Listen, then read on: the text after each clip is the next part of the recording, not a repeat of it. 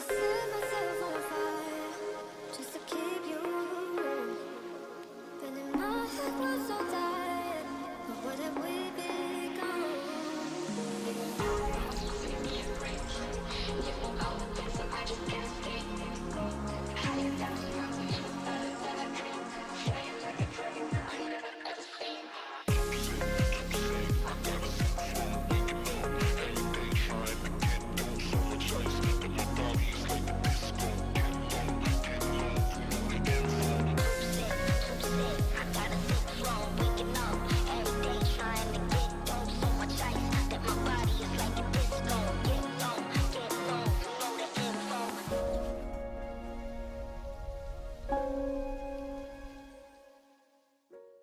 Okay, I think we can get started.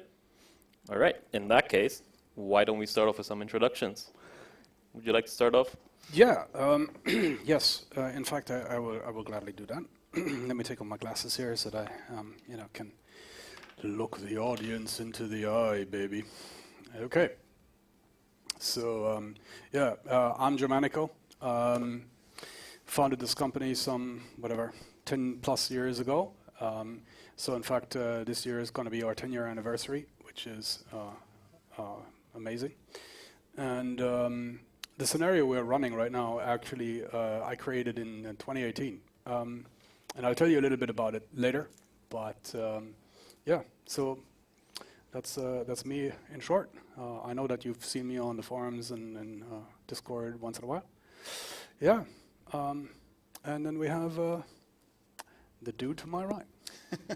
So most of you on the Discord or Reddit would know me as Opulon. I've been a player for this game since many, many years, and I've joined the team as a game designer, providing my vision as a competitive player and avid tournament player. So I'm helping this guy, which is my lead, to make the game better. So I'll let you introduce yourself. How's it going, guys? So on Discord, you would probably know me as Lunar, but usually I'm unfortunately quite busy, so I haven't had the pleasure of speaking with you guys as much as I would like to. But thankfully, now that we have Franz on board, he's filling in that role very, very well. So today, we're basically here to introduce you to the new season. So season 14, where we're going into a new approach that we would like to take the seasons, taking a more narrative focus to those. And also, we'll be taking you through the new unit, which is the Elite Satellite. Afterwards, we'll be doing a small Q&A.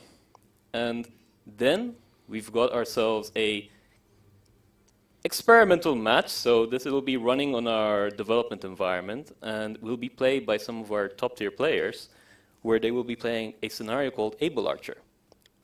Those of you who've been in the community for a long time will know exactly what I'm talking about, but for the new ones, it's a Cold War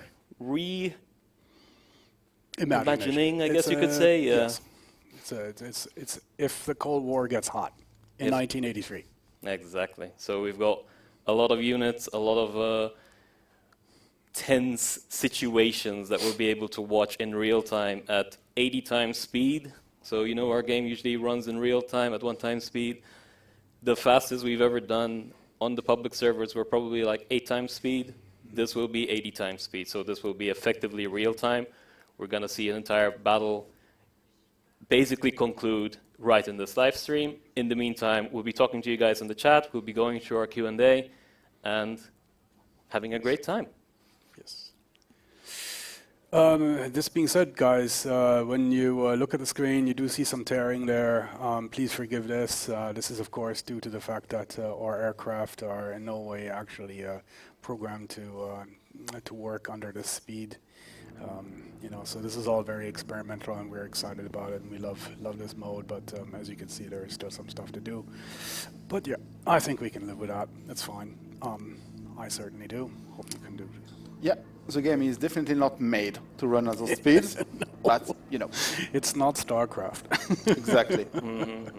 But we're trying to, it's slowly but surely we're pushing it into that direction. But don't worry. No, we don't have any ideas in that sense. You know, but we want to see how far we can push the envelope with the technology that we have. We want to see that, and you know, it's certainly exciting. It's a cool thing. Yeah.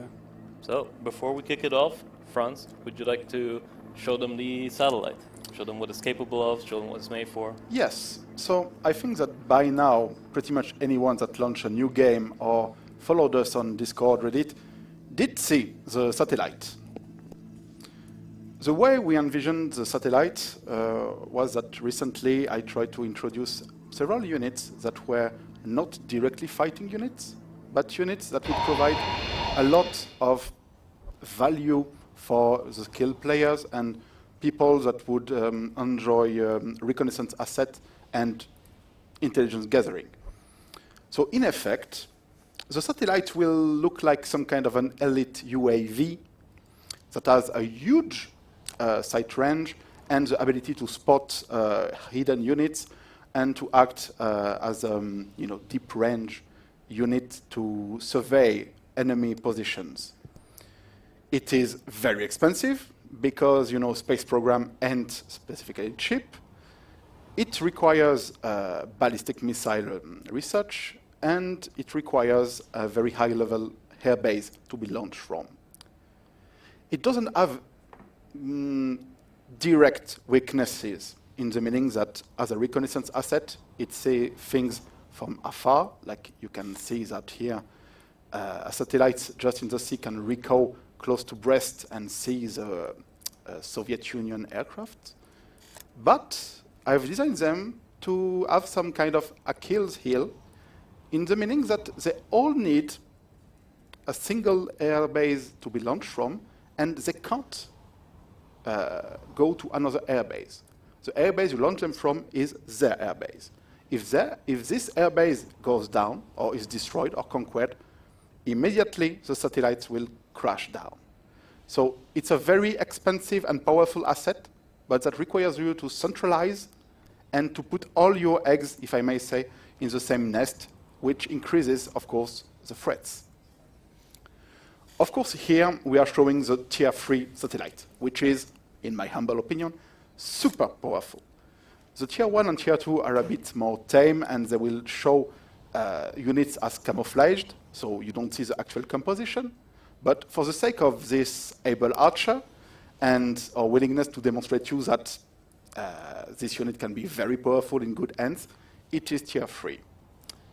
And we want to demonstrate how useful it can be, because this map, on the way we have set it up, is a bit particular.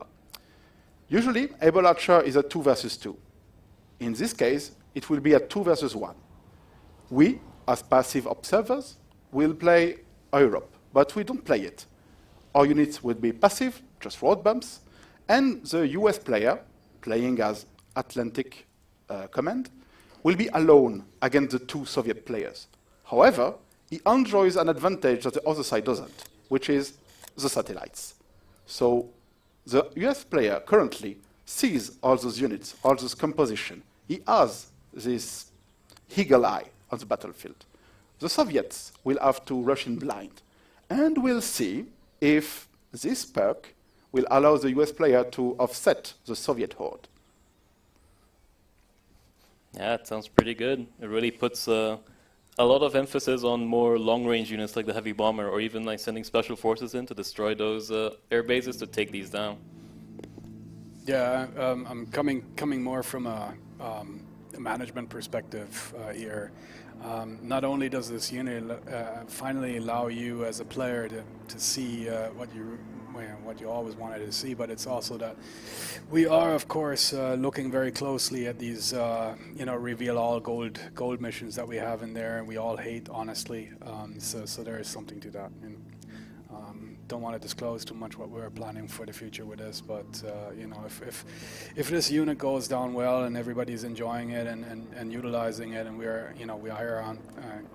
iron out the kinks, I do think that we will closely look at our intel features and overhaul those as well, or at least take our lessons from the satellite, and just make the game more fun, frankly. Right?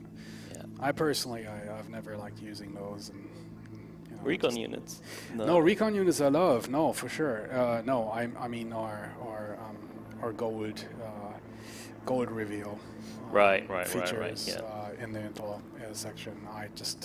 I really do not like them, and that's coming straight from the player's art here. So.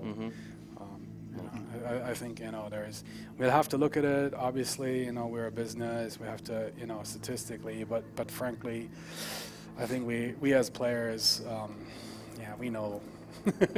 we know. Yeah. So I think this is exactly the step in the right direction. We want to put the stuff onto the field and make it playable and make it enjoyable. Give you a counter as well. Yeah, exactly. Yes. If the unit pleases you, we will definitely expand on it. Yeah. Basically, elite units often are prototypes or experimentation of cool stuff that if it sticks, we expand on it. Mm-hmm. Well, shall I contact our gladiators to get the show rolling? Before we do that, we've got some questions from chat. Ah. So, we've got one question. Is the secret weapons laboratory needed for the satellite? Yes, to build it. To build it, yeah. Basically, you can have the requirements in the research panel. It requires a high airbase requirement and the secret weapon labs, indeed, as many units of the like. We've got another one. Can the other side see that you have a satellite watching them? Not in Tier 1 or Tier 2. Basically, the satellite is a stealth air unit. So it can't be revealed except by a very specific set of units that have the Scout perk against aircraft. So it would be very high-level anti-air defense, other satellites, and a few other units like the Seasonal Commando.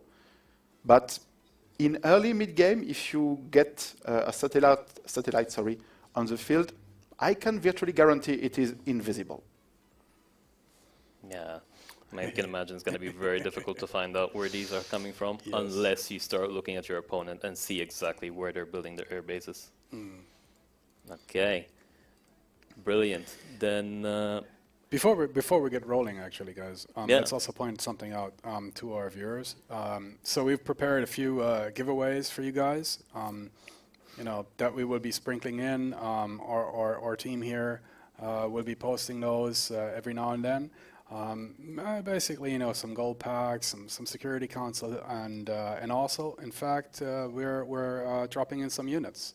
So there is a specific pack that's just made for you guys, containing, I believe, three units, 3 elite units that we're giving away for free here. So yeah, just stick around. It'll surely pay off for you guys. Stick around to the end and make sure that you first come, first serve. I read a comment from Raf that is interesting. He says, so destroying every single airbase would be the way to go. No, even better. The satellites can't rebase to another airbase. So if you destroy the airbase it starts from, it will crash. Mm-hmm. It will be killed, effectively. So you only have to find this singular airbase. Mm-hmm. They are locked to the city where they are built. So the minute you find that city, just take it out, and you've got any and all satellites out of the sky from that player. And frankly, I mean, of course, the air bases required are very high. So yeah, it's probably pretty easy to if somebody is just going all in on air bases in one location, you pretty much can deduct from that that he's probably going for a satellite program. Pretty much, yeah. So, can we have the game on the screen?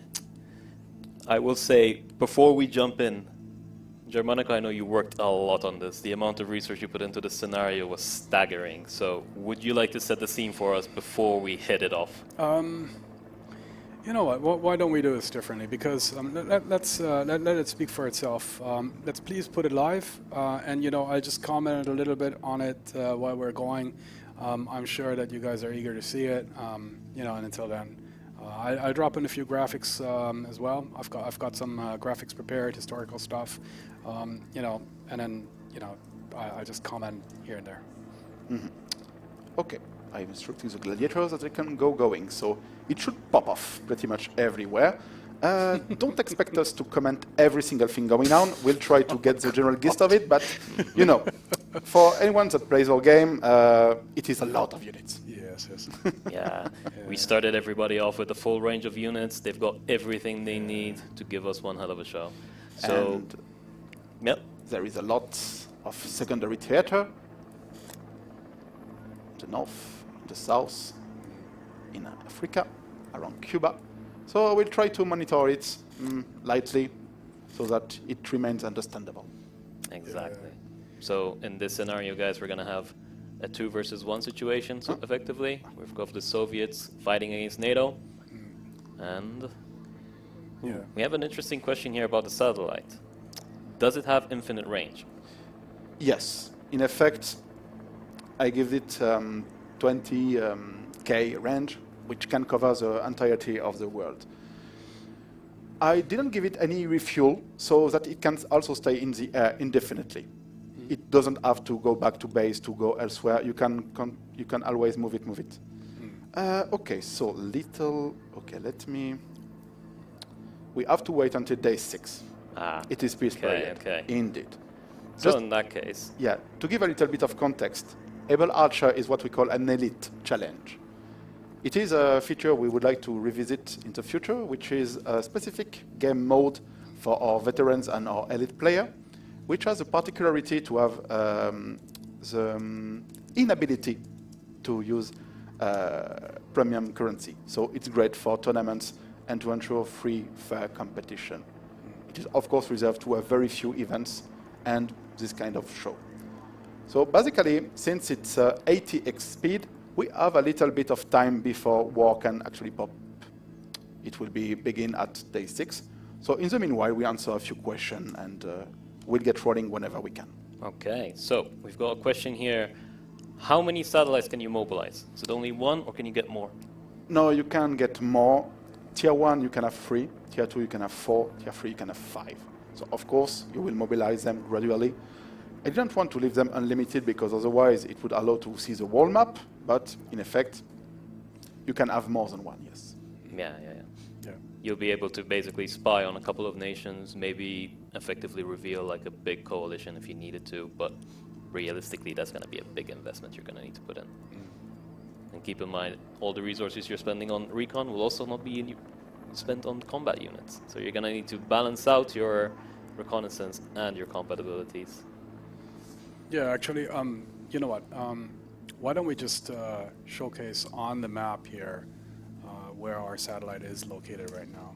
Because of course, with all the units on the map, it's kind of hard to see. Of course, I mean, we can see, for example, here there is one exactly. that And then is... you see the range here, right? You can actually see that this is covering, you know, most of, not most of Poland, but you know, more or less about half of it, right? You can see that.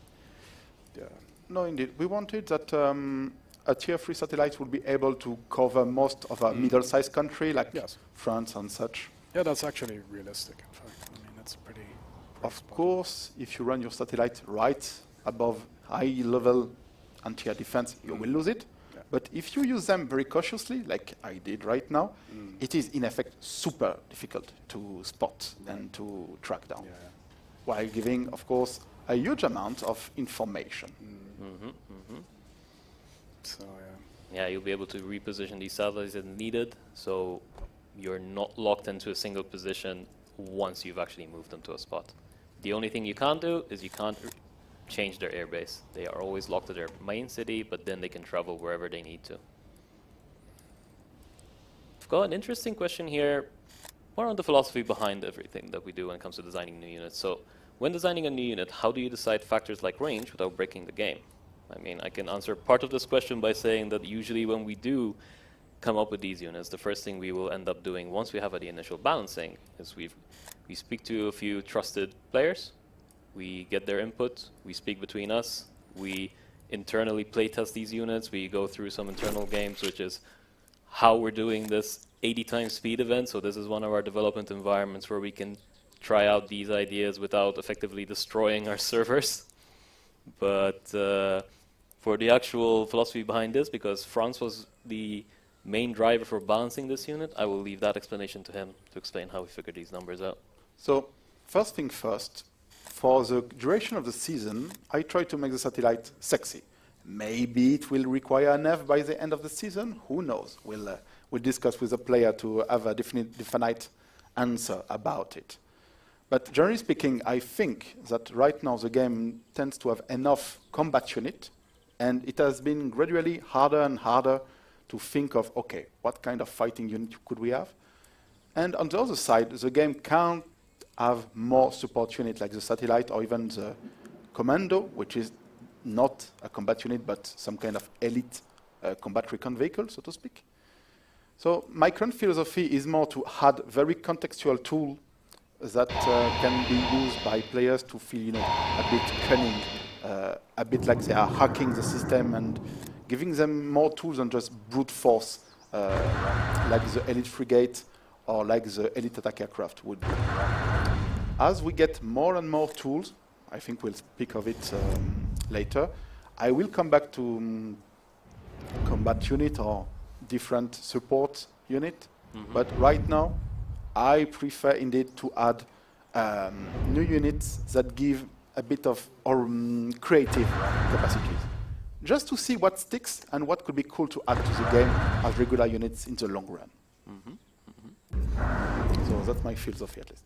Yeah, sounds about right. I mean, as we work on new tooling, we'll be able to effectively create a lot more interesting situations. We've got a lot of stuff in the backlog, but, well, things look like they're kicking off. Yeah, now it started. It's on. Okay, it's on. There It's on, rolling okay. into Vienna. You can see this here. Soviet artillery already. Artillery is already paving its way, and they're pushing massively from down here, from Yugoslavia. Oh, please turn off the in-game sound. It's very loud. Okay. Yes. Thank you. Thanks for letting us know. We will do that. Yes. FN up. I will just, Please. How long would Here an we go. average game take in 80 times speed? Well, it depends a lot on who's playing. It's the best answer I can give you. It's usually in 80 times speed, you can probably finish a game in like 5 hours, 2 hours even. Yeah, I mean, if 1 hour, is 80, you can practically figure that one out. It's just essentially, 4, is it, 3.5 days, something like that. 74 is 3 days, so Yeah. it's 3 days plus in 1 hour. So frankly, if an average match lasts 30 days plus, that would, that gives you an idea. We're just talking about a few hours. Yeah. That's it. This specific scenario, since it's already with a huge amount of units, it will be finished pretty quickly. There is a paradox with challenges, which is that the more units you have, the shorter it is. Yes.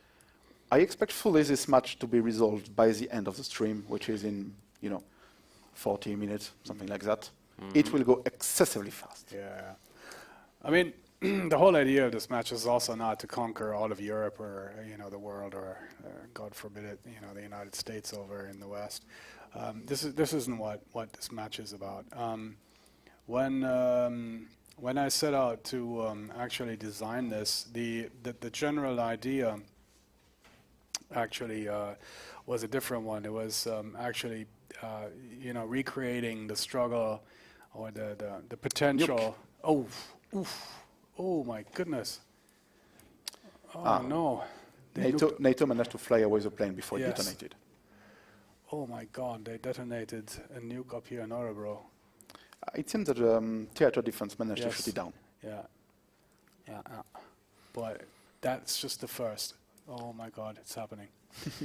Yeah. Anyway, I was just talking about when I set out with this. I was a kid of the Cold War myself. In 1983, I was 12 years old, and there is another one incoming here. Check it out. Oops. Let's watch it. See what happens. Oof. Now this one, this is actually pretty historic. They dropped a nuke down here, but again, I think it fizzled. Let's see. They are trying to go through the air defense. Let's wait and see. But and here come the first retaliation. strikes. Here we go. But yes, and this is in fact actually historically accurate. We would have the whole idea behind it is that any confrontation between the Warsaw Pact and NATO in the 80s or late 70s would have gone nuclear probably, very, very quickly. It was doctrinal. They would have nuked the front lines before they actually tried to break through. And they would have nuked the hinterland in order to prevent reinforcements from getting through. Mm-hmm. I think my question got skipped. Does the airbase where the satellite is located has to be fully destroyed, or does it just has to be damaged from level 5 to 4? No, it has to be entirely destroyed. Mm-hmm. A bit like if you wanted to ground plane units. Exactly, yeah. You need to completely get rid of it. I've got another question here. How do I become a trusted player? I'm assuming this is in relation to being consulted for feedback. So the best advice I can give you there is participate in Discord. We always love seeing people talk and helping others in the beginners channel. Eventually, once you've got enough interaction, that's probably something when the community managers will be able to explain better than me. But as far as I understand it, once someone has participated quite enough, they'll be given a particular role to identify them as a valued member and a regular of the community. And you'll also be able to apply to be a beta tester. And the beta testers are the guys who will be seeing a lot of the stuff that we were working on pretty early. So these are the people that we will be consulting on a regular basis and being like, hey, so we're looking into creating this new unit. What do you think? Here are the preliminary stats that we're thinking of applying to it. Any feedback? Exactly. At any rate, in the Discord, you can interact a lot with us. In the case of this scenario, in order to showcase you the units, the satellite, and such, I've asked to one of our top alliances, in which we have very high trust. Shout out to Carthage that provided us with the gladiators for this event. And generally speaking, whenever a group of players are playing a very benevolent game with us of discussion and interaction to help the game get better, then trust appears and is rewarded, if I may say. So just be around the community. Yeah. And then this, of course, this match is just a showcase. We are currently not planning to have, 80x matches out there public or anything. This isn't who we are right now, at least. But we're experimenting, and that's fun. We're experimenting with you guys. I think so just to kind of showcase the potential that this game actually has and the technology has, and I think this is exactly the right way, and I'm deeply enjoying this. It's always amazing to watch people play the scenarios and settings that you've created. As a creative, this is just it doesn't get better than that. Yeah. Absolutely. Seeing you guys enjoy the pieces of content that we create and reading the feedback on Discord is always a pleasure. Right. And maybe not all of us get to have the privilege to respond because of our responsibilities, but we can assure you we do read it. It's something we all enjoy. It's seen. Certainly. Absolutely. We take that very, very serious. And on that note, we have some questions from Discord, actually. All right. Yes, true. So these are not necessarily around the satellite, but let's see what we've got there. So, have you ever considered adding a dry dock for faster healing of ships? This is a topic that did come up multiple times in discussions, and unfortunately it's mostly due to limitations. So, at the moment, sea provinces are not considered to be owned by anyone. So those are effectively provinces that you cannot capture and you cannot maintain control over. As such, you can't build buildings in them. And we don't currently have a way for you to build a building in a province and for it to adjacently impact a province next to it. But that doesn't necessarily mean we won't be able to do this in the future. So, yes, because in effect we are aware that the healing rate of ships is not satisfactory. And of course we want to give some tactical options to say, oh, I want to withdraw my ships, I want to heal them better, and give more options all around. But right now, as Luna pointed, it is mostly a technical limitation. Yeah. I mean, it worked, you know. Yeah, for the longest time it's worked. It Yeah. just worked, you know. Yeah. It's a very elegant.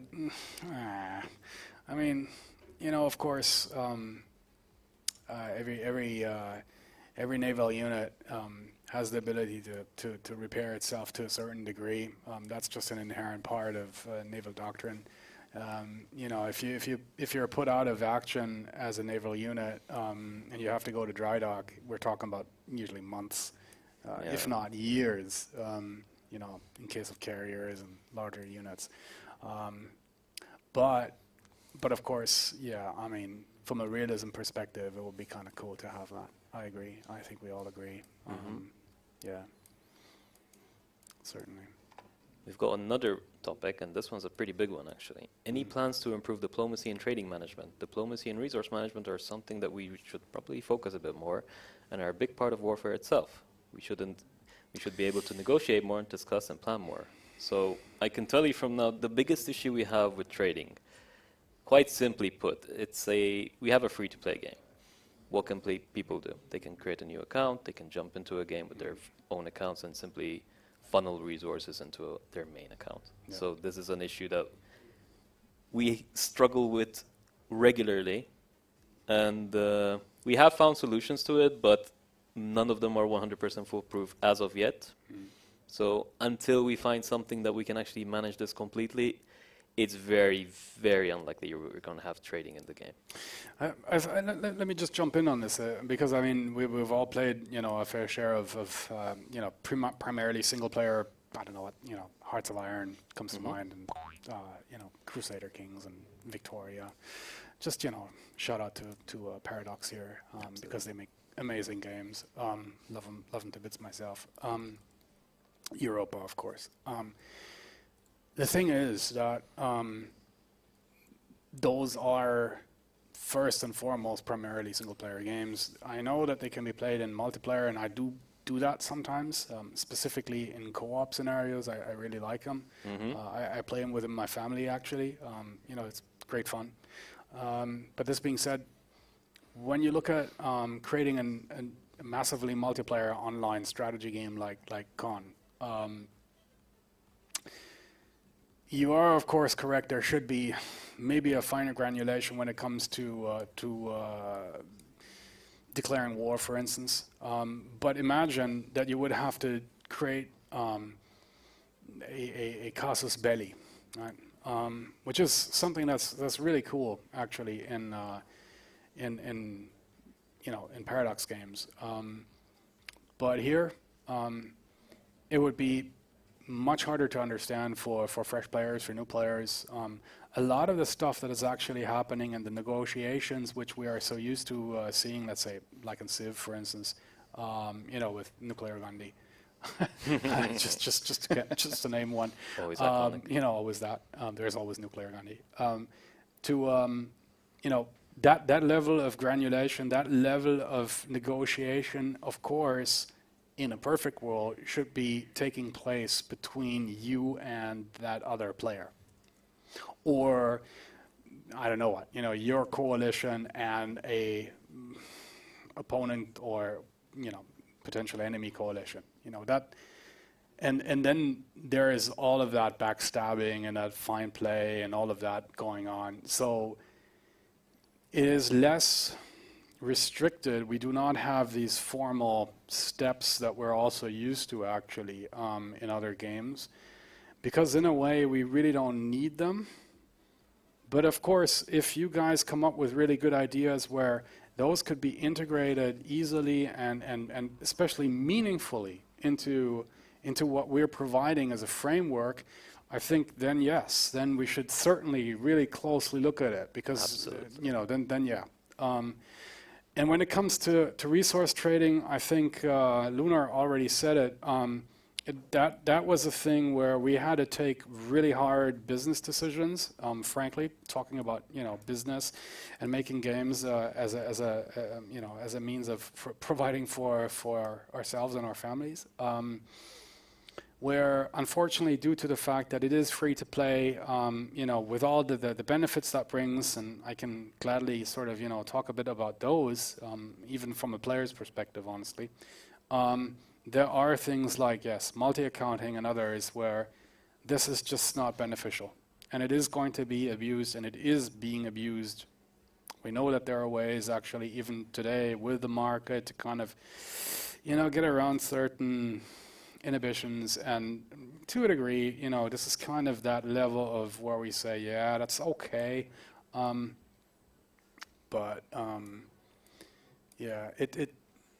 It's also another aspect in this is that in the majority of cases, in real life, nothing is for free. We don't want to come into situations where, in vanilla we had that. I remember, players trading New York versus Vienna, right? I mean, this is just not, it just feels wrong. This is just not what happens in the 21st century, right?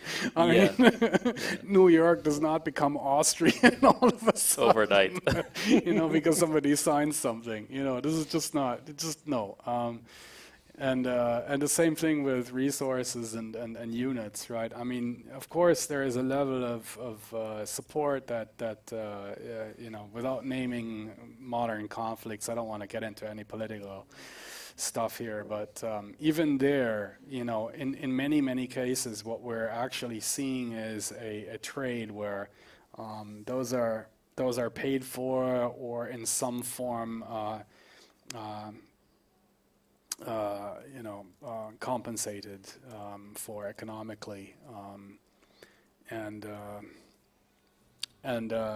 if that was possible, if I was able as a player to give another player essentially command of my units, for instance, which would be in fact actually a really cool thing. If I was playing with Lunar and in an 80 or even in a 4X, and I'm tired and I want to go to bed and I can just give him my units, that would be pretty cool actually. But in reality, what that would lead to immediately in sense of abuse, that I don't even need to spell that out, right? It's just, interesting question, because it ties to to my personal beliefs, if I may say. Are you going to bring back elite challenges? I would like just to remind why we removed them in the first place, which is we are not against the concept, but we need to control supply. Otherwise, for the same business reasons that Germanico just explained, we are shooting ourselves in the foot with a shotgun, a shotgun loaded with tetanus. So we needed a way to control the supply, and in the future, we definitely want to introduce them back, especially me as an alliance and competitive player. I do want it. And I think that our technical solution, if I may say, is through the tokens and other premium items that allow us to control the supply. So I can't really give any indication or give any promise, but I can guarantee that it is something we eventually want to. yes, it's close to our hearts. I mean, Apollon, you already said it, right? I mean, you've been an integral part of these types of matches yourself and your teams. I personally, I fully believe in them. I think it's amazing. If we want to go competitive, it doesn't really matter too much, honestly. And again, being completely open and frank here, if a bunch of guys get together and sort of dominate the match and form a gentleman's agreement not to use any gold in them, what can we do about that? And so frankly, if this is the status quo, then we just have to adhere to the fact that, hey, these guys, they want to play competitively. Yes, they're not going to use gold, which is completely understandable. And how can we service them best, right? How can we help our players actually enjoy the game the way that they want to play it? There's also, and that's just to point that out, the matches before the ones, the elite challenges, the no gold matches, they were restricted to higher levels of rank, so that's an important aspect, right? So we require that. Another important aspect is that they were all created manually by our team. Yep. In fact, this was done by guys, sitting there literally on Saturday or Sunday and creating them for you. And that's cool. We love doing this, but with the popularity of the game and the amount of players that we're seeing and the potential that we're also seeing in providing a sort of competitive tier level match, we have to find a way where this becomes somehow automatic. We cannot. It's literally impossible for us to do this on a manual level. Yeah. Yeah. Another word, it worked until someone had to work 6 days over 7 just to create elite matches all throughout the day. Or 7 of 7, frankly. Yeah, Because exactly. that's actually what we saw sometimes.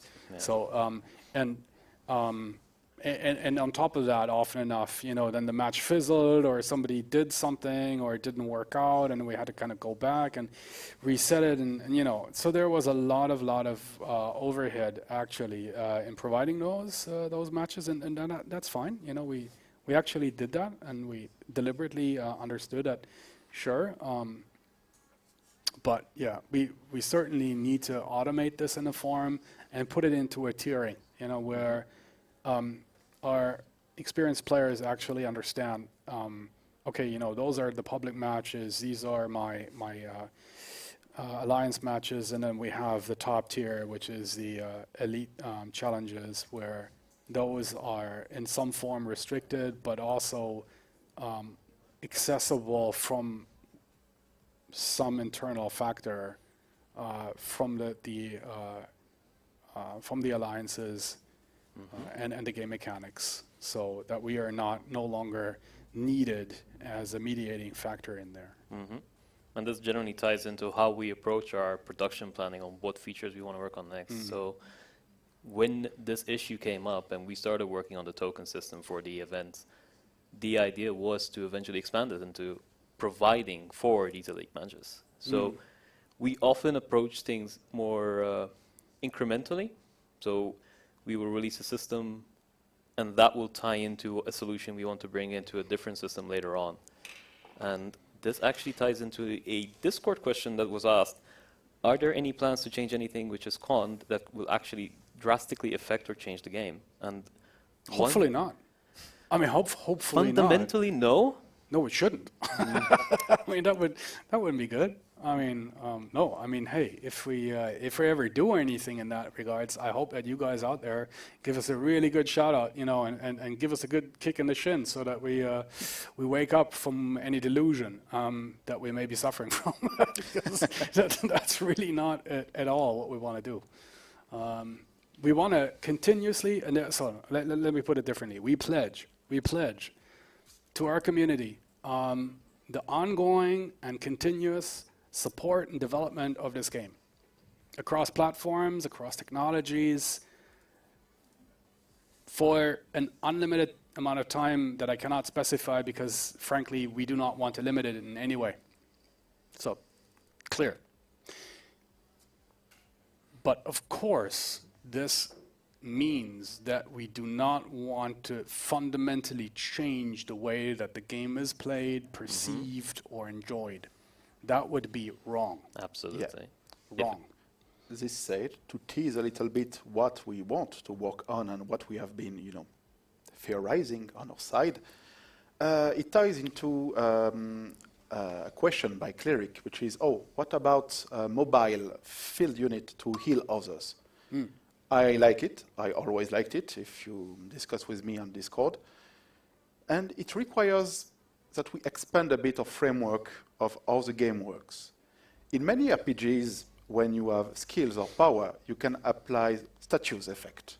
Like, this unit has armor broken, it will take 25% more damage. Or this character is under the effect of a sleep spell. This is, I think, what we need to develop on our side in order to have all these kind of features that could go on top of our regular gameplay and add this kind of subtleties. Like, for example, a mobile field unit that would add a status effect to every other unit in its stack to have an increased healing rates, or an increased healing rates while it's moving. It's this kind of feature right now that we would like to develop and that we think could change, not drastically, but could expand the game quite a lot. It would introduce a lot more interesting decision making that you can do on figuring out what the right army composition will be for you. We already can see a limited version of this using the officers.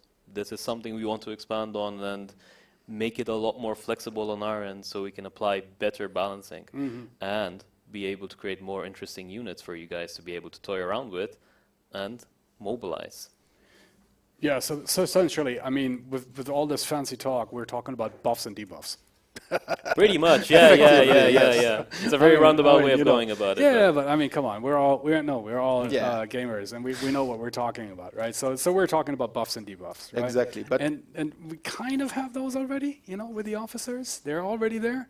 But then again, we know that there's a lot of potential to kind of expand on this idea. So certainly, this is something that we're very closely looking at, and really interested in. Yeah, because we see a lot of potential there, and again, potential without actually changing the nature of the game, right? Exactly. The units will be the units, guys will be the guys. Resource production will be that. The loops apply, right? This is still con, and will always be the same game. But then, of course, we're adding to the combat, adding to the complexity in a sense where we see. That decisions will add to the fun of the game, right? Exactly. Which units to buff, maybe, I don't know what, where to apply a debuff. It opens a lot of doors. Yeah. And not just for units, we can apply it to No, can do this for a lot of others. yes. Which we won't go into right now. You'll be able to see it in the future, but there's some things that we can't really bring out. Yeah, we're only hinting. Yes.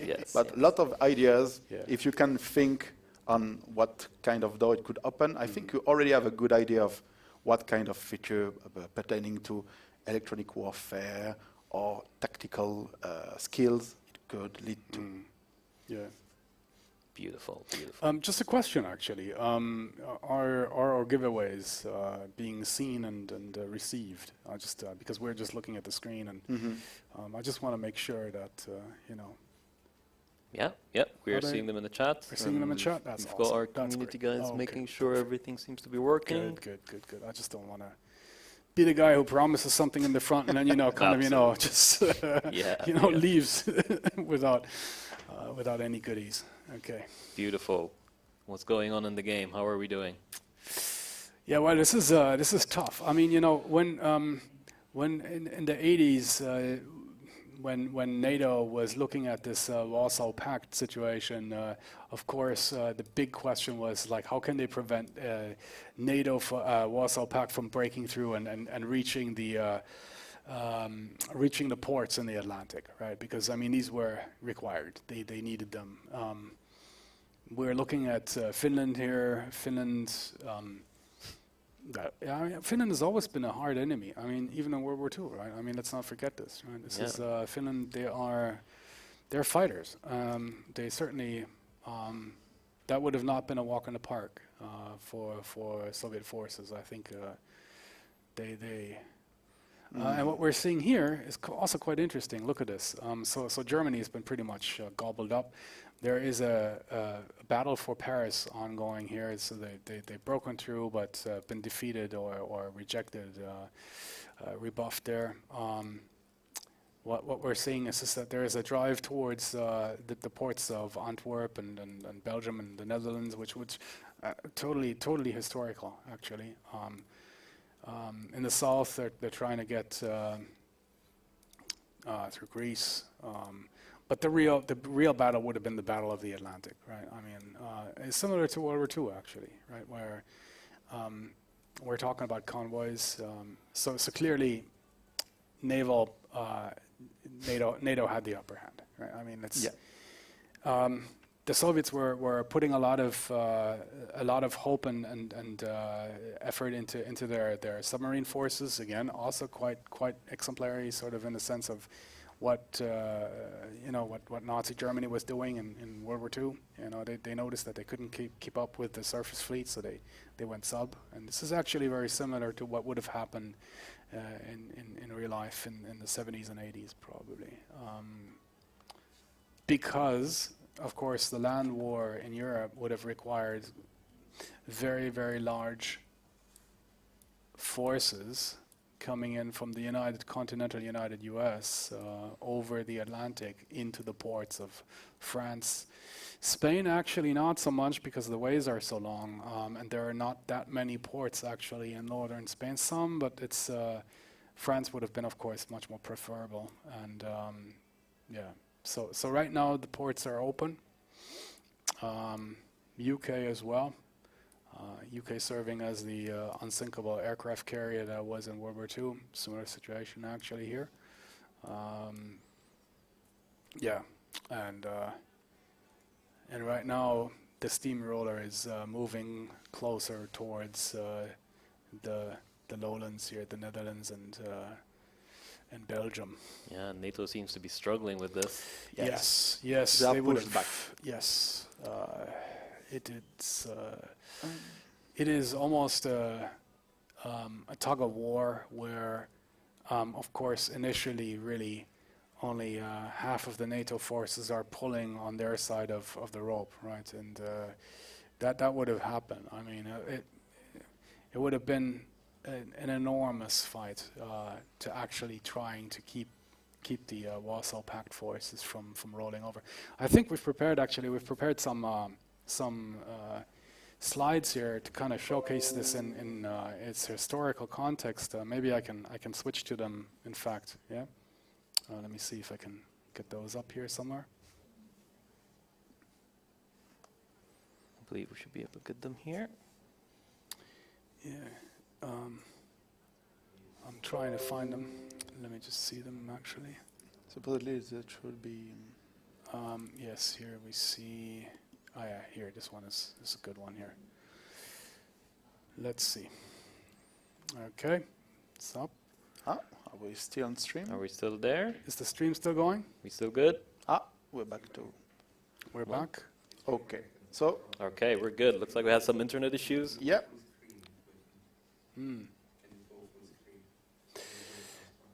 I'm not sure, honestly. I think this was full screen, but sure. So in the meanwhile, I can answer one of the questions I see. Do you have any plans for hiding naval drones? So I've been eagerly following the development of war in recent conflicts, as everyone is aware of. And this conflict has shown us that our perspective and our understanding on drones was largely deprecated, basically deprecated from 30 years, maybe. So we are definitely desiring and actively working on trying to expand and overhaul entirely how our drones and all kinds of drones work in our game. Specifically, we think that drones deserve a complete new tab for themselves and to add a complete new layer of strategy or attrition warfare to the game. This will require some kind of development and new features, but effectively, yeah, I would love to have, for example, a new HP type of drones, to have some FPV drones, naval drones, kind of stuff, and give a lot of asymmetrical options that would allow the underdog to tickle the big powers. Yeah, we need to kind of look at drones and reclassify them a bit, actually, in the game. I think this is sort of what we have to do. And recently, of course, I mean, we all know the pictures coming in from modern conflicts around the world, and drones being such an omnipresent force now. Actually, Ukraine seems to be developing pretty much into a drone war. But then again, of course, what we're also talking about is very those are very low-level, short distance, close, technically almost like close combat support roles for drones, which we, in a way, actually so far, if you take a look at our infantry units, for instance, we really weren't really simulating this. A infantry unit in our game is, well, it usually comprises mortar teams and, anything that has to do with modern, infantry technology. And that would encompass drones actually, but like how can we actually make it feel more applicable in the game? And I think we were also very this is the macro. challenge, exactly. You know, because I feel that as well. Playing it, you know, it's kind of missing, but at the same time, how can we make that? How can we put something, you know, that actually drops an individual round on an enemy? How can we make that a unit in the game or a mechanic that actually kind of is visible and enjoyable? And that's a bit of a question actually for us as designers. Yeah, this is a topic we've been discussing quite a lot recently. I mean, we've been looking into how we could expand the deployable system to be able to deploy, for example, mortar teams and break off small mortar teams to be able to apply ranged attacks as opposed to just melee attacks. As many of you know, previously we had the mortar attack effectively at the ultimate level of the motorized infantry. The idea there is to decouple that and bring it out into a deployable unit. And these are all topics we're effectively exploring in our internal design discussions and trying to find ways to fit these into the production pipeline and actually get this out there to you guys to play around with. Making melee more viable is a constant worry of me, and I don't really have a alpha and omega answer to that, but yeah, we'll do gradually changes in order to change the very air and artillery dominant meta. Okay. Are we good to go? I think so. I think we're struggling in displaying some of the slides that we prepared. I'm not sure. I don't even think that we need to kind of, you know, show them in any specific order. It's just a little bit more historical information about what we were facing back in those years. I mean, it was a different time, right? It was Cold War, but it actually was pretty hot in places. You know, just to kind of give you an idea what I'm talking about is that when I grew up, I grew up right smack bang in the middle of the Fulda Gap, and so we every fall we would have Reforger, and we would have planes, tanks, and helicopters, you know, going through the town, and you know, guys with Geiger counters running around and playing nuclear war. So yeah, while we were having breakfast, right? You know, as kids, it was quite exciting, honestly. You know, I remember, you know, walking over a crest of a hill with my little brother on the shoulder, and you know, this flight of helicopters coming over in full combat readiness, full of troops, guns bristling, right? American flying nap of earth, as they used to call it, right through the valleys, and you know, giving us the thumbs up, and we were right under the rotor wash, and it was exhilarating, right? It was powerful. That stuff was really, you know, it left an impression, just like the column of tanks that were up in the forest, you know, with firing practices and stuff. That was right on the border, basically. You know, so that was where the Cold War was at its hottest, and it felt very hot. But, you know, of course, yeah, no, we were not shooting at the enemy. But everything else. The tension was there. The tension was massive, right? It was incredible. We had... You know, every bridge was mined. We knew that, right? You know, we knew that we were underneath, you know, nuclear screens, basically. We knew that, you know, if things would go hot, you know, we probably had minutes. And out of this tension and out of this trauma that my generation basically had to endure, I think, you know, I created the scenario just to kind of, you know, from a what-if perspective, and I was, yeah. So what we see here is, of course, the total domination of the Warsaw Pact when it comes to land forces. I mean, they were, I mean, more than twice as powerful by far. But on the other hand, you know, the idea was that we would get in help quickly, you know. But again, also those French divisions, the 15 divisions we see there. There was a discussion, of course, you know, if they would have actually participated in the defense of Germany. Yeah. The French battle plans, basically, you know, from President Mitterrand at the time, were basically, okay, we will get our army erased in the first few weeks, and that's it. Yes. Yeah. And yes, I mean, it would have been a complete slaughter, frankly. Let's look at some other numbers. Can we see those here on the screen? I don't think we see those. There's a Maybe delay, actually there's this is a nice one. Yeah. While the match is going, I don't know if the guys can Yeah, maybe we can go back to the see. match. Yeah. I'll jump back into the match, guys. So wait a sec. Don't want to close that. Also, will bad units ever be reworked? Things like naval infantry, etc., MBT. Yes, it's actually something I do pretty continuously. If you read the patch notes, I try to make what I call the orphan units, which is units which are so niche or so strange and contextual that effectively nobody ever tries them. Airborne infantry comes to my mind. Corvette that I did recently overhaul is in this list. So yeah, definitely. And it's specifically the kind of discussion that I am having with the community and that I encourage everyone to take part in, because it is not something very technically difficult for us to do. It's mostly something about debate, arguments, and testing. So pretty much everyone with a good knack on the game and a good understanding on how mechanics work can participate in this kind of discussion. It's also nice because I mean when we change certain balancing, what we're doing, of course, is we're shifting the meta, and that's not necessarily something bad. It's actually something that keeps the game alive. It forces experienced players to slightly at least adjust their gameplay, right? Which is fun. It's a fun thing. I mean, again, we do not want to kind of fundamentally change anything. We want to, so Amsterdam has fallen. Yes. Brussels has fallen. Oh God, France. Oh no. We surrendered. Oh my goodness. So let's see. Oh, what are the Americans doing actually? Come on, are they getting their act together? I'm seeing some naval units.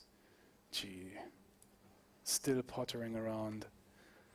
They are trying to mobilize, but Yeah, in effect, even if the game, the map is pretty historical, it's still one player versus two. Yes. So the guy historing is hardest, and he's Yeah, a skilled player. I'll have a look at the ratio, the KDs at the end. We'll see how it goes. Yeah, but it's looking grim, guys. Oh no. Yeah, I guess better red than dead, but in this case, probably dead. I think NATO's going to struggle to get back into this. To be honest. I think It so. looks it will be a Soviet victory on that one. Yes. I mean, So- is there actually anything? I mean, there's Strasbourg is nuked. What are these places looking like? I mean, actually, oh well, could be worse. But as you see, in 40 minutes, the game is pretty done. Yeah. At those speeds, it does feel like a slow-paced RTS game. Yes. Yeah. And at the scale here, we basically have a European theater. Imagine this as a global conflict.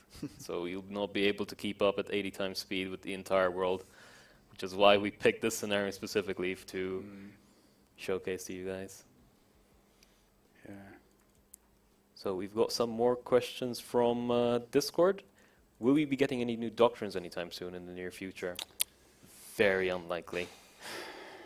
There's a lot of work that goes into creating a whole new doctrine. So besides the actual balancing work that we would need to implement, we would need to add in all the individual units. We would need to implement the new doctrine into each individual map. And on top of all that, we have the art pipeline, which needs to pump out a lot of unit skins to make this as thematically appropriate as possible. Yeah. There is a case to be made for a Asian Chinese doctrine. Certainly, I think. Certainly, there's a desire from our end for sure. I mean, I'm perceiving a gap there, right? It's just missing in a way. So I wouldn't say never, but it's certainly not right now in planning. We're essentially substituting, Soviet, Russian, and Eastern, partially even Chinese technology, to kind of compensate for this. It's not super elegant, frankly, but I would certainly not say no to it. No. Ever. I think there is a case for it, but Yeah. it's not anywhere imminent or anything. No. This is definitely something we've discussed at multiple points in the Yeah. past, and we've actively made it clear that we all want to do this, Yeah, but it would be nice. It would be nice. fitting it in is We have difficult. we have so many important upgrades and you know,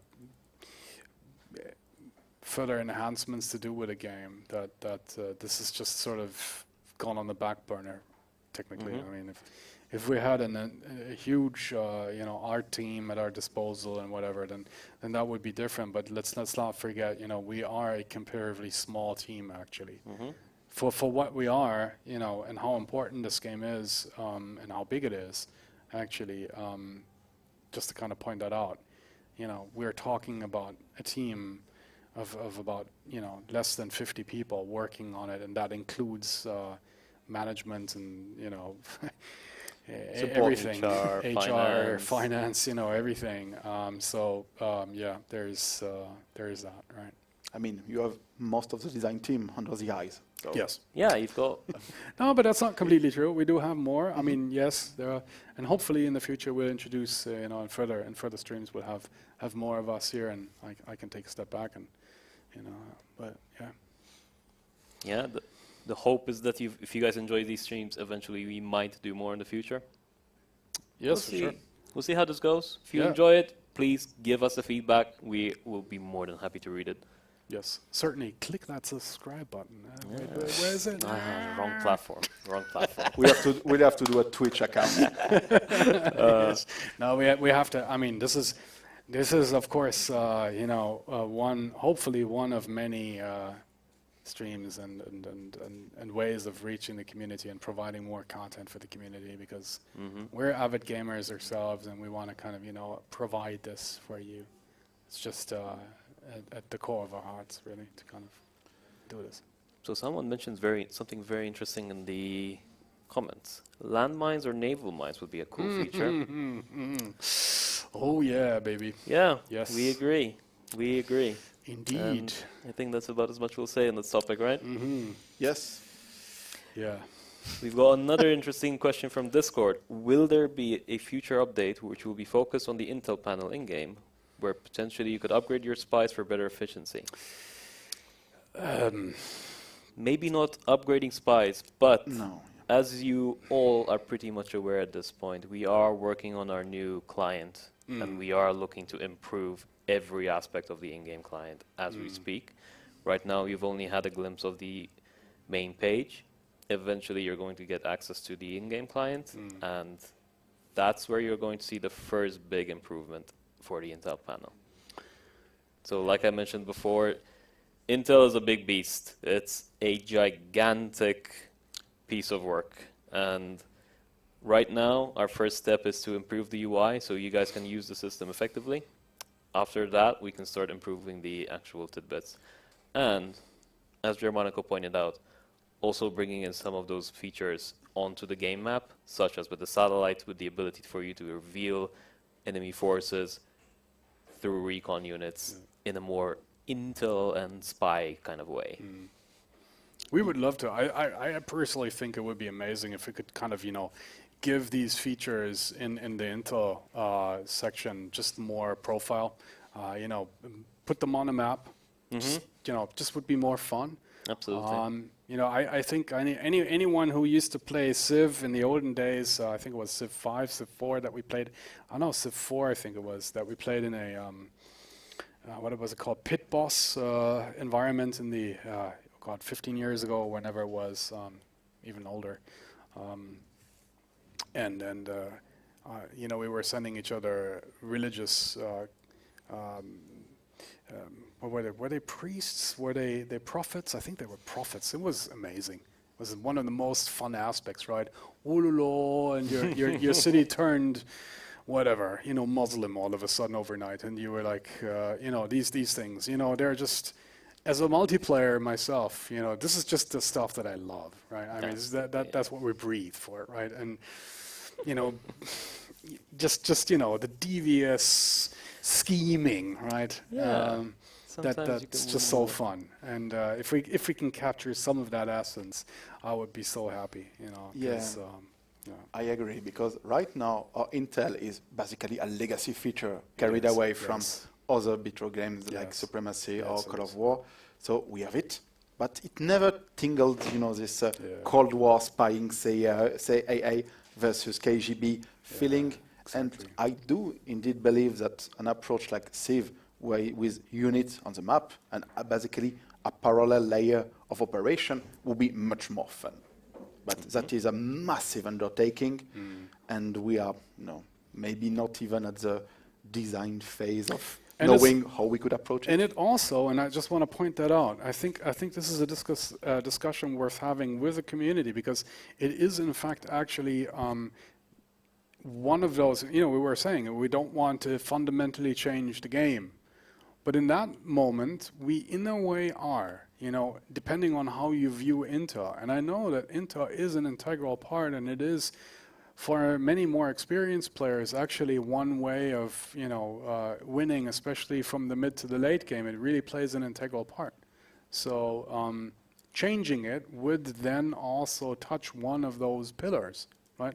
We would be changing, in a way, fundamentally how the game plays.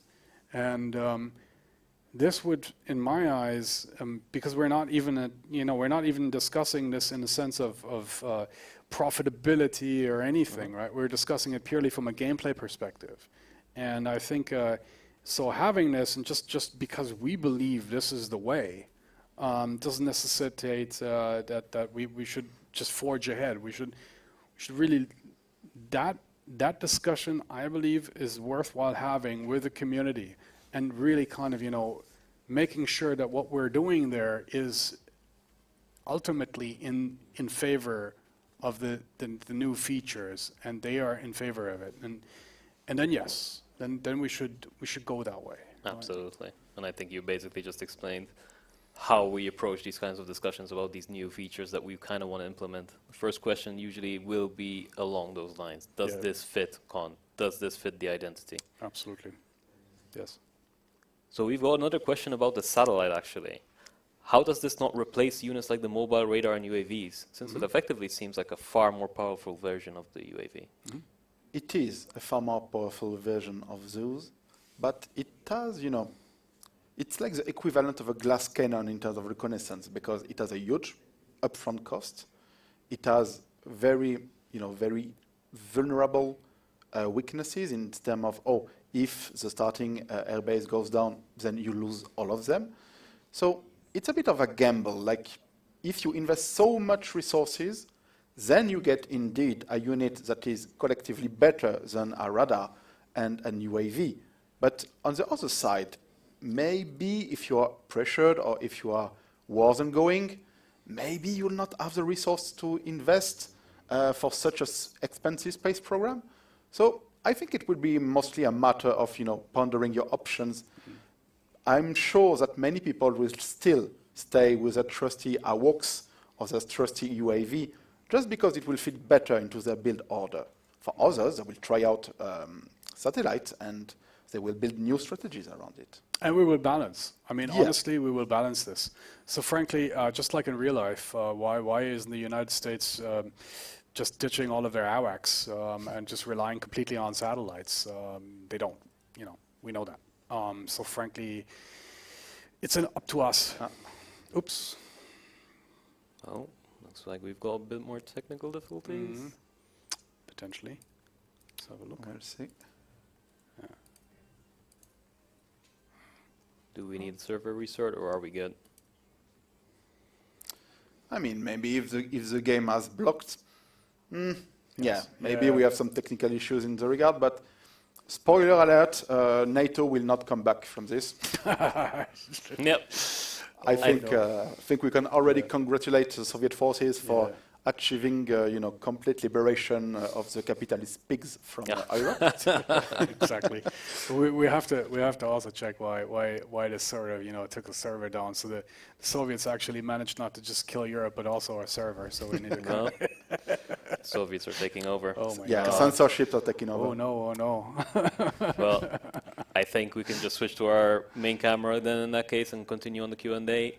And I would love to extend our absolute gratitude to our gladiators for offering to join us here and provide entertainment for everybody on the stream today.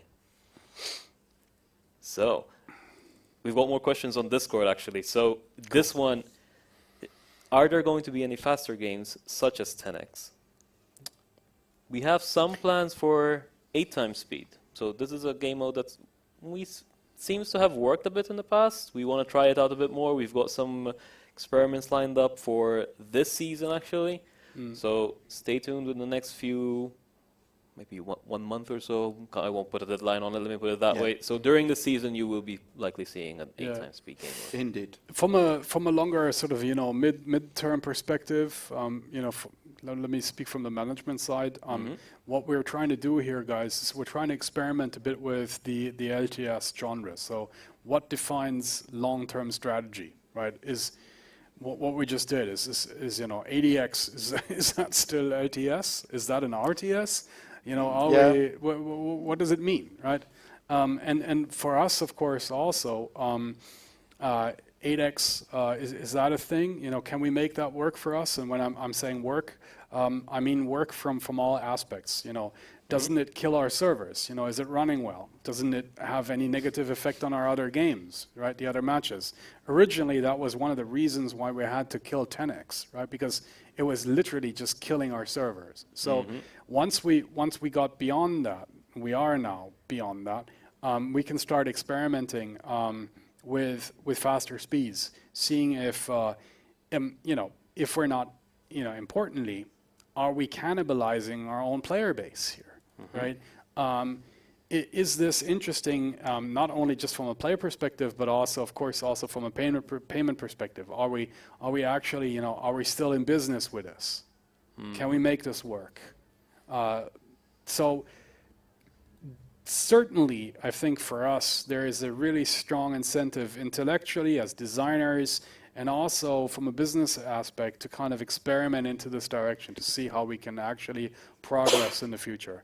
And I'm talking about, 8x, 10x, I don't know what, 20x, 50x, whatever. Whatever x.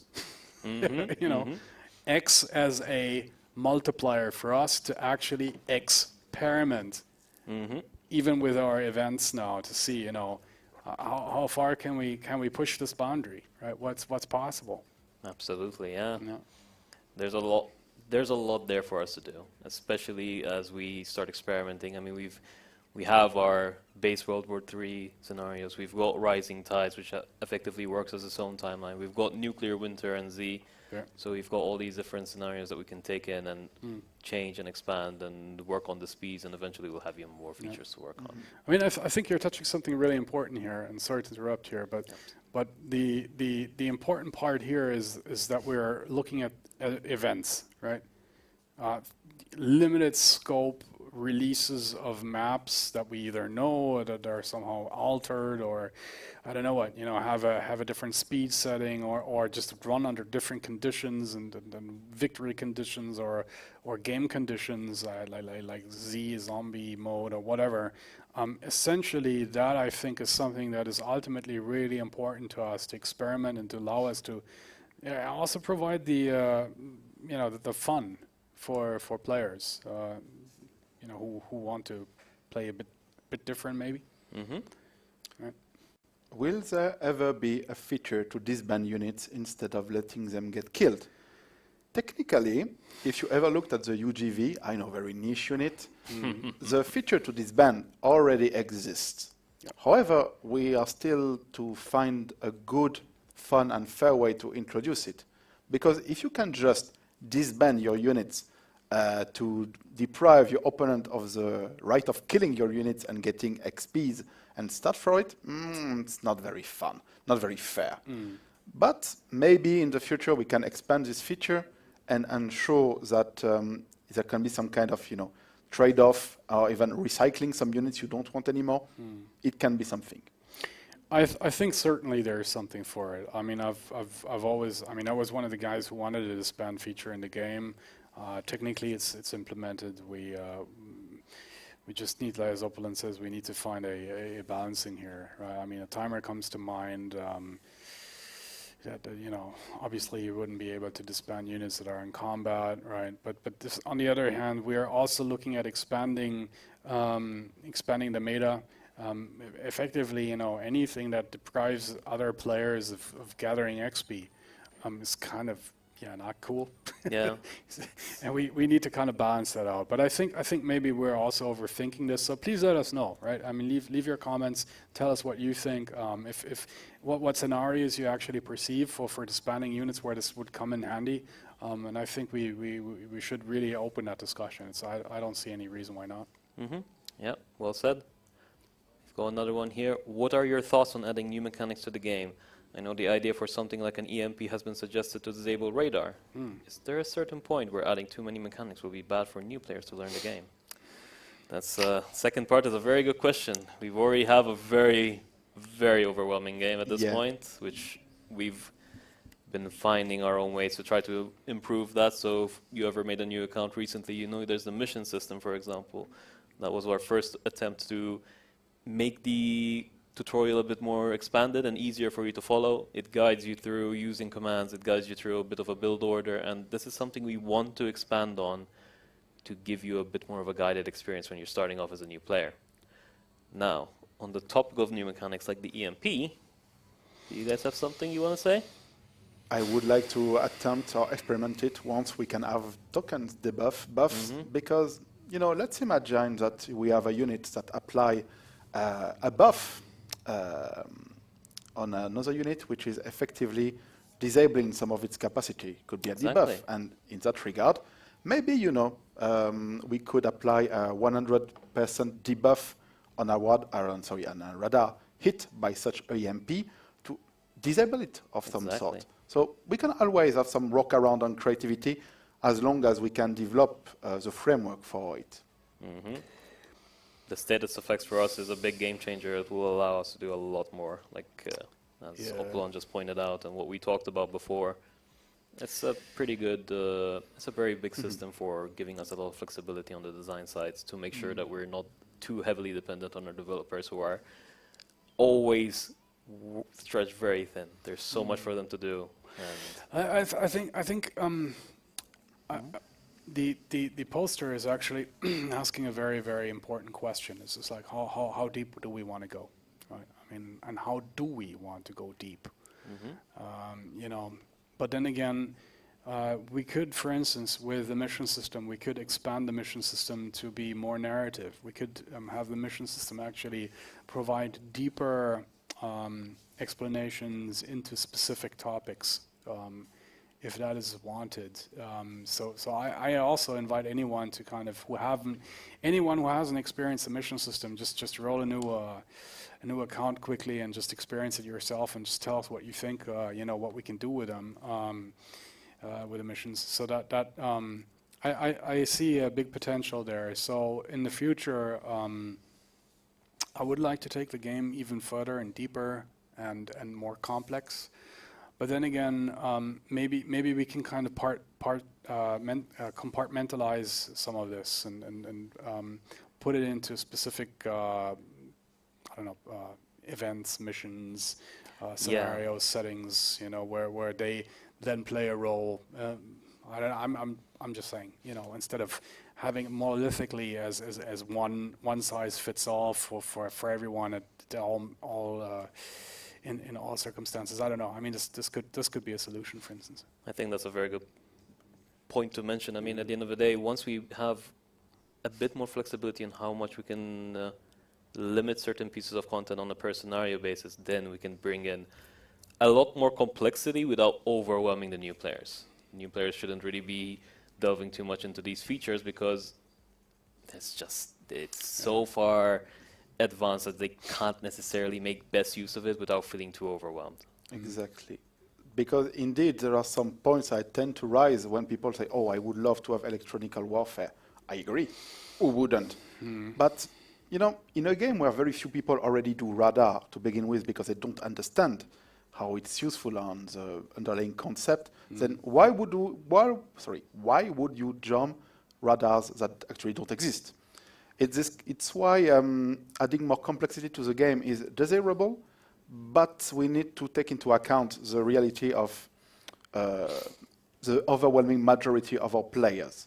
So we do it very gradually, and we do want, at least first, to allow more gradually introducing to the already existing complexity of our game.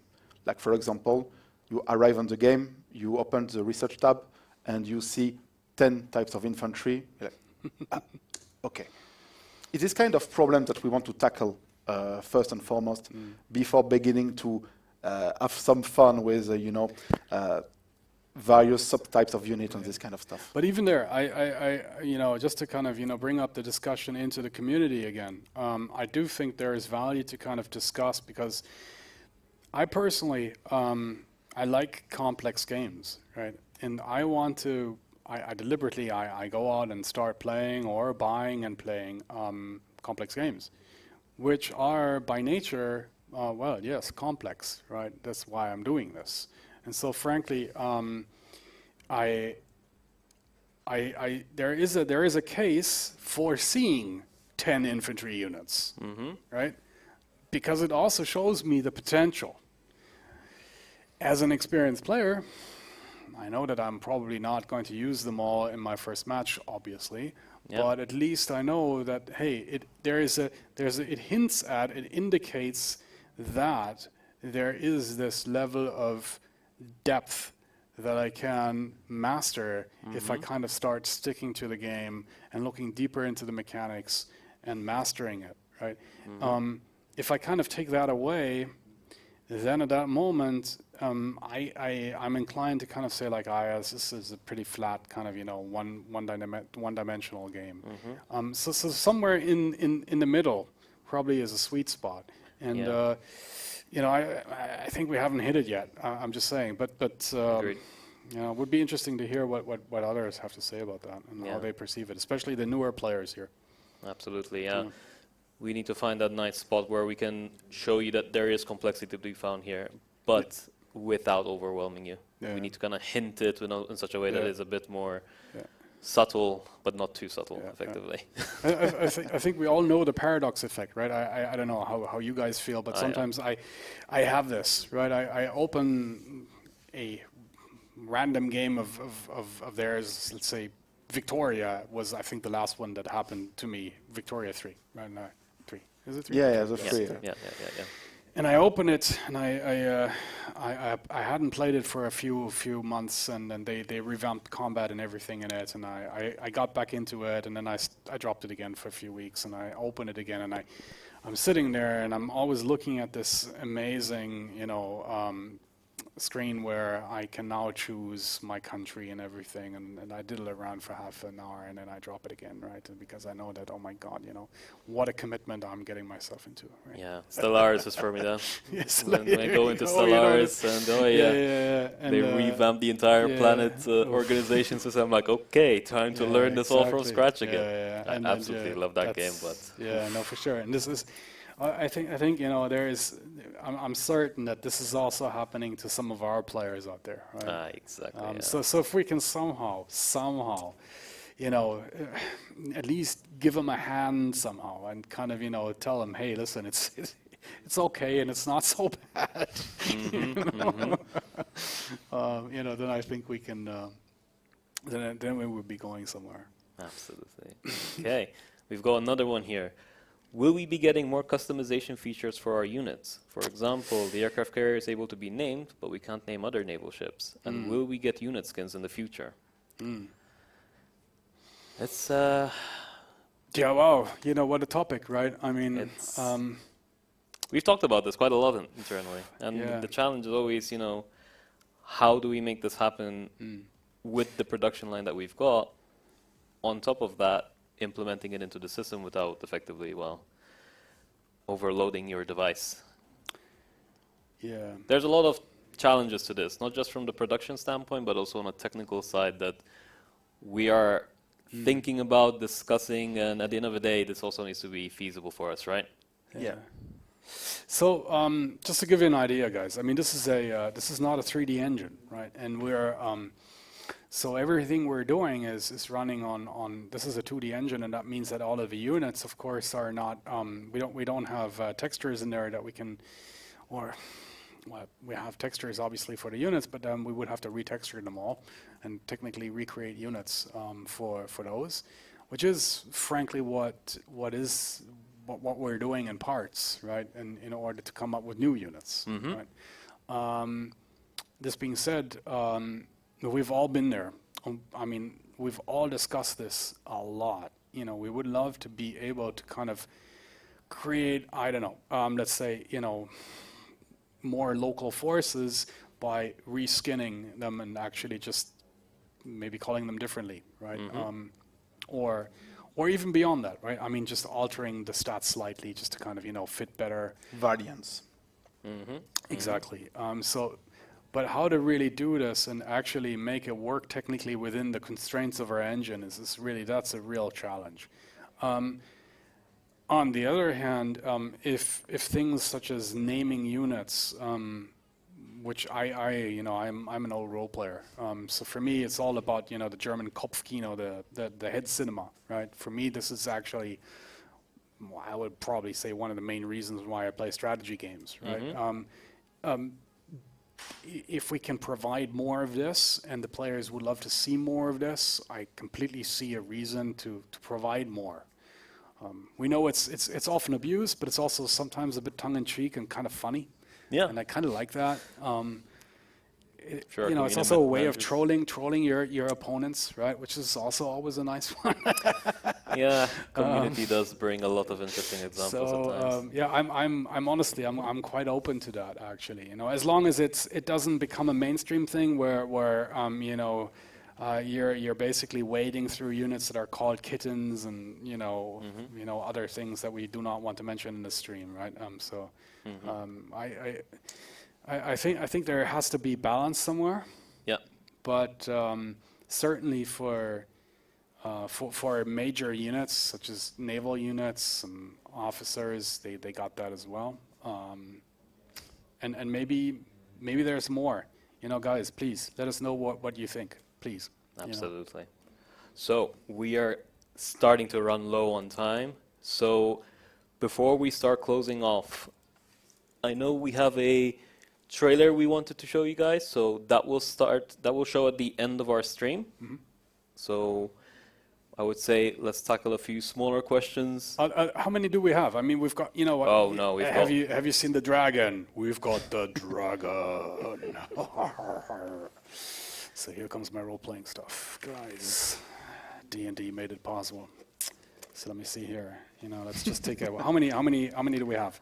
I've got. I mean, the maximum that I have besides a D100, of course, is a D30. So I've got 8 questions shortlisted here, but we've got a lot more that we could potentially go through. Okay, so are we beyond 30? What do you think? Let's see. No. So we're like 20, D20. Let's do 8. D8. See if you can get a D8 going. I do have a D8 actually. Do you actually? Yeah, I do actually. Yes. That's so I've got specific. one right here. How much for 3D engine? This one I can hardly read. Wait a moment. Let me see if I can find it. I can read here. How much for a 3D engine? Do you have a few billions Here in we your go. pocket? Here. There we go. Yes. There we are. D8. Okay. Come on here. Okay. Come on, guys. Da. We're rolling a dice to see which question And go number next. 3. Number 3. One of the things that was brought up as a potential future mechanics is satellites having their own damage category to be shot down. What sort of units would be looked at to achieve this? Warships. Back in 2008, the USS Lake Erie shot down a satellite on re-entry using their anti-ballistic missiles. Theater defense systems. Yeah. Yes. So effectively, Frigates? yeah.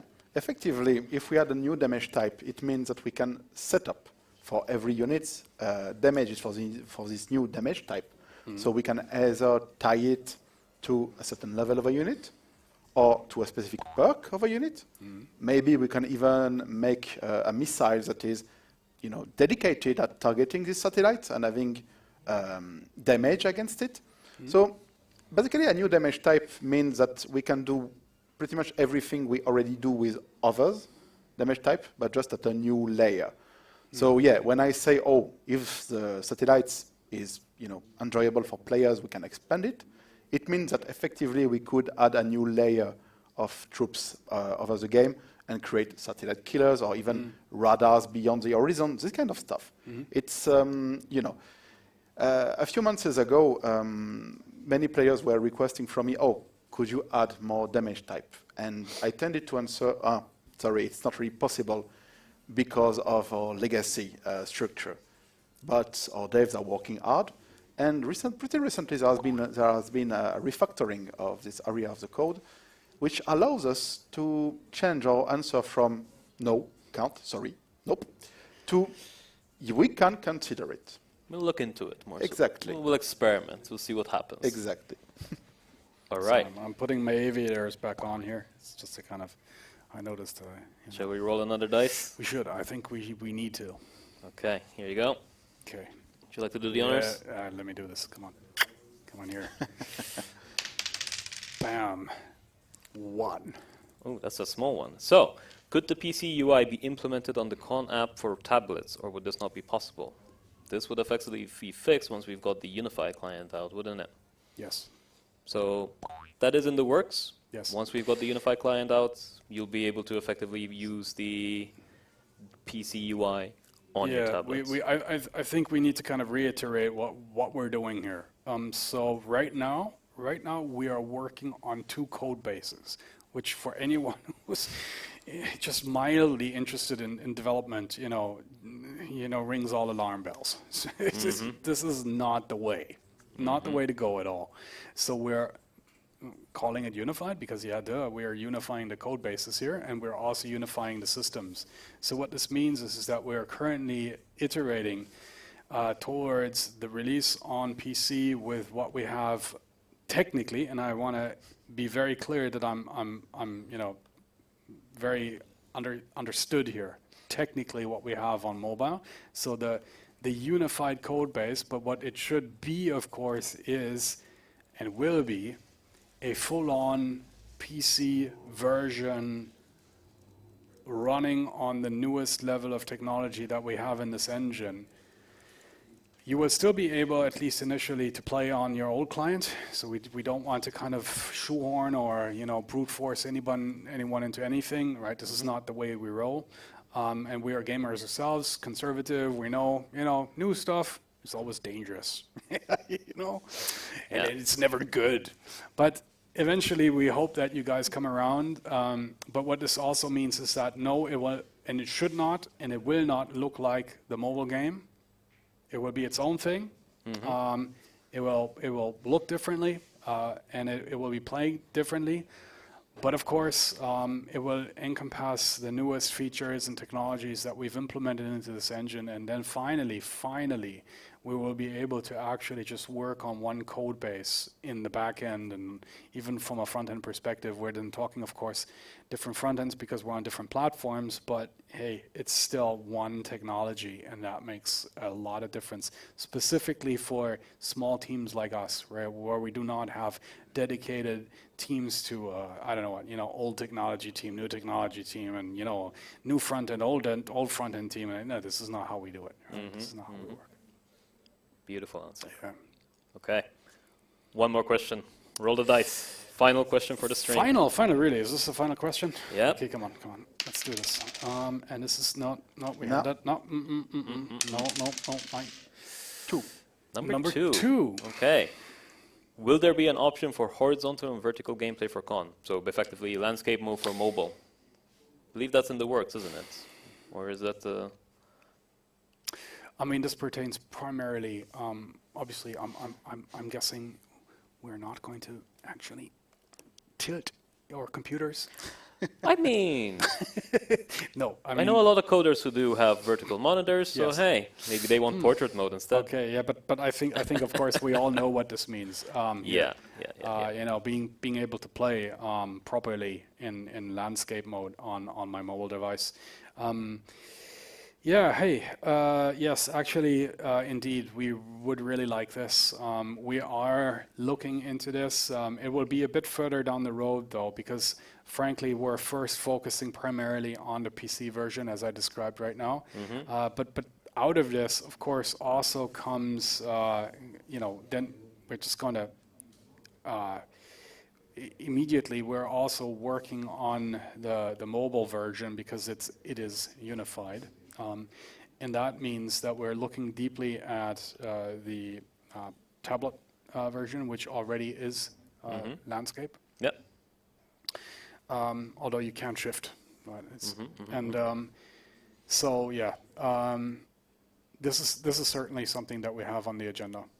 We would love to actually be able to kind of play the way you want to. Ultimately, yes. Ultimately, yeah. That's the idea. Yeah.